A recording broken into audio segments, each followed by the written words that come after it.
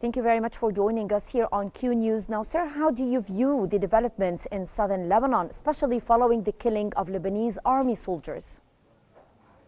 The European Union, that means 27 member states of the European Union, are gravely concerned by what we are seeing happening in Lebanon, and not only in the southern Lebanon, as you said, also in Beirut, because we are seeing the Israeli forces targeting densely populated areas in Beirut, claiming also so-called collateral damage, namely civilians. And of course, the developments in the south are very concerning. And the European Union is strongly pushing for immediate ceasefire. That was the call from the extraordinary meeting of the foreign ministers of the EU member states on Monday. And we are urging everyone to de-escalate, because there cannot be military solution to this. And the further escalation of this confrontation will make sure that civilians are paying the highest price. And we are calling, of course, on Hezbollah to stop shooting the rockets against Israel, because this was actually the precursor to all the Israeli actions against targets in southern Lebanon and in Beirut. Mr. Stano, after the Israeli occupation launched violent airstrikes on the southern suburbs of Beirut without prior warning, has the occupation army begun a war of extermination against the Lebanese people, civilians, on par with the one against Gaza? And is the EU willing and able to exercise substantial pressure on Israel to end the bloodbath? Absolutely. We are very much involved and engaged in working with all the partners. That means with Israel, but also with the United States, with our Arab partners, the League of Arab States, to exercise pressure on everyone who is involved in this to stop it. And let's not forget, I mean, this latest escalation is just Everyone, sir, continuation. everyone includes the Israeli government? Of course, I mean, Israel is partner of the European Union, and we are very clear in our messaging. There were repeated calls from the side of the European Union last week already for an immediate ceasefire for 21 days.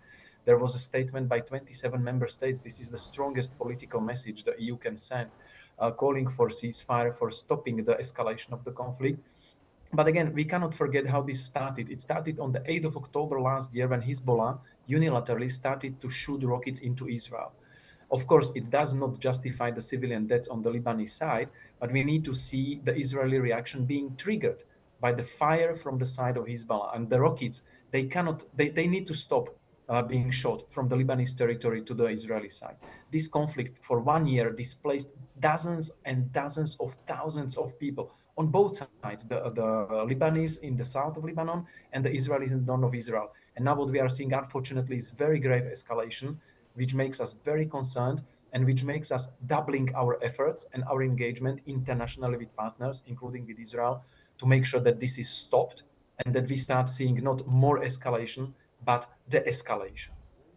Mr. Stano, you just mentioned that this has just started a year ago on October 7th. Actually, I don't know if the international media is talking about how or when it started before October 7th. But anyway, following repeated attacks along the Blue Line, do you think that the Israeli army will deploy new battalions to fight against Hezbollah?